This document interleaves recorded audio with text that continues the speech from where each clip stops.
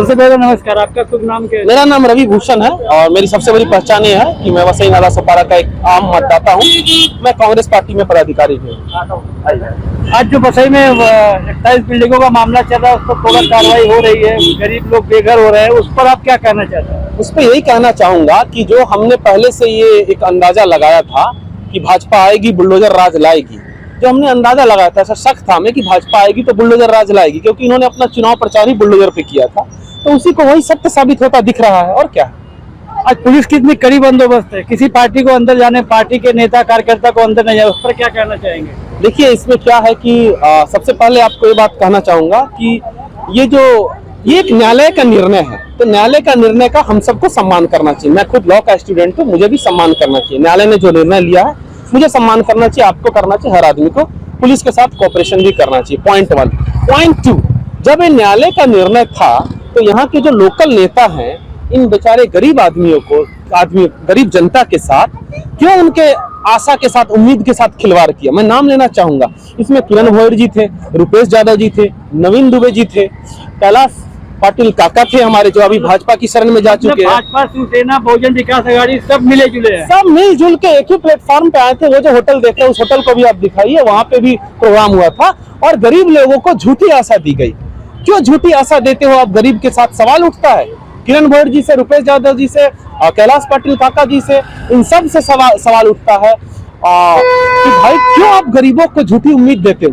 जब एक कानून का निर्णय था और आज हो रहा था, और आज जनता पूछ रही कि आज ये लोग कहाँ हैं? आप वीडियो दिखाइए, आपको कहीं कैलाश पाटिल काका दिख रहे हैं क्या? रुपेश यादव जी दिख रहे हैं क्या? नवीन दुबे जी दिख रहे हैं क्या? नहीं दिख रहे ना। तो जनता के आशा का, उम्मीद का इस्तेमाल किया गया, राजनीति के लिए इस्तेमाल किया गया, और आज इनका जब बिल्डिंग टूट रहा था, उनको बचाने वाला कोई नहीं है। मतलब आज गरीबों का सहारा नाला सोपारा कहे जाने वाला कोई सहारा नहीं है। नाला सोपारा में गरीबों का कोई सहारा नहीं है साहब। भाजपा से उम्मीद छोड़ दीजिए, बहुजन विकास आघाड़ी से उम्मीद छोड़ दीजिए। तो उम्मीद करे किससे? ये लोग गरीब विरोधी पार्टी है। उम्मीद किया किससे? उम्मीद कीजिए वो पार्टी से जो संविधान की लड़ती, जो संविधान को बचाती है। कांग्रेस पार्टी से उम्मीद कीजिए, जो कम से कम इतना तो कर सकती थी, या किया जाना चाहिए। ठीक है, इनका आज घर आप तोड़ रहे हो, कोई बात नहीं है, कानून का निर्णय, आप घर तोड़िए, कोई बात नहीं, उसमें कोई मना नहीं कर रहा, लेकिन इनको वैकल्पिक व्यवस्था कीजिए।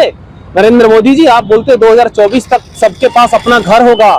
जिसके पास अपना घर है उसके घर पे आपकी सरकार, भाजपा की बुलडोजर चला रही है। तो कम से कम, ठीक है, कानून का निर्णय है, तोड़ा जा रहा है, निजी जमीन है, ठीक है, सब बातें, सब बहुत अच्छी बातें, सब ठीक है, लेकिन कम से कम एक गरीब लोग पैसे दे के वहां खरीदे जमीन, घर खरीदे थे, जबरदस्ती नहीं घुस गए थे। तो कम से कम उनकी वैकल्पिक व्यवस्था करने की आपकी क्षमता है।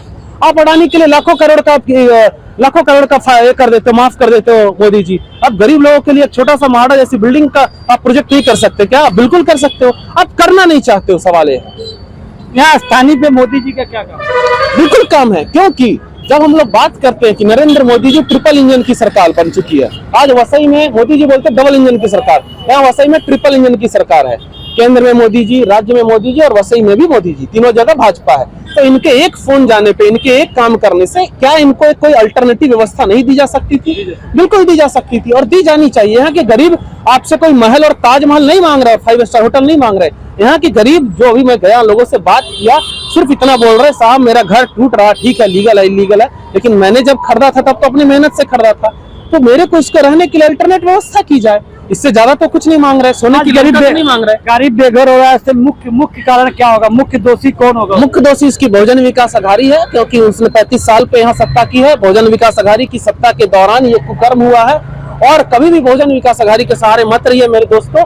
मेहनत की आपकी कमाई है, भाड़े के घर में रहिए ज्यादा अच्छा है, लेकिन कभी भी लीगल डॉक्यूमेंट वाला घर लीजिए, वो घर लीजिए जिसमें रजिस्ट्रेशन जिसपे किया गया है, स्टाम्प ड्यूटी रजिस्ट्रेशन भरा गया महाराष्ट्र सरकार के पास, उस वैसा घर लीजिए। नहीं तो आप गरीबों का पैसा ऐसे ही बर्बाद हो जाएगा, और ये नेता जो मेढक की तरह दिखते हैं चुनाव में, कभी आपका साथ देने नहीं आएंगे। कि जो नेता है, कार्यकर्ता है, पदाधिकारी है, या जो इनके मसीहा बने हुए थे, आज कोई नजर नहीं आ रहा है। तो उनसे आपके चैनल के माध्यम से उनसे मैं भी यही सवाल पूछ रहा हूँ कि कहाँ गए ये जो इनके लिए मसीहा बनते थे, वो साहब कहाँ गए?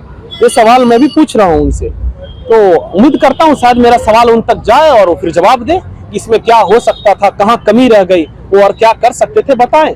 अभी हमें, वो हमारे सीनियर लीडर है, भले ही विपक्ष में हो, किरण भोट जी हो गए, नवीन दुबे जी हो गए, रुपेश यादव जी हो गए, कैलाश पाटिल काका हो गए, हमें भी कुछ सीखने मिलेगा तो बहुत अच्छी बात है। आप विपक्ष में इसलिए सवाल उठा रहे हैं कि आम जनता की तरफ सवाल उठा रहे हैं? मैं यहाँ के वसई नाला सुपारा के आम जनता होने के नाते मेरा पहला डिजिग्नेशन हुआ है, उसके नाते मैं सवाल उठा रहा हूँ। जनता के जो बेघर हुए इनके लिए आपका कुछ क्या सहयोग प्रदान होगा? मैं लॉ का स्टूडेंट हूँ, समझने की कोशिश करूंगा क्या हो सकता नहीं हो सकता, लेकिन मैं झूठे वादे और राजनीतिक तरीके से कुछ गेम खेलने की कोशिश नहीं करूंगा, जैसे यहाँ के लोकल नेताओं ने किया। कानून ने यदि कोई निर्णय ले लिया है तो निर्णय ले लिया, उस पर किसी झूठे आशा में न फंसे। धन्यवाद दोस्तों।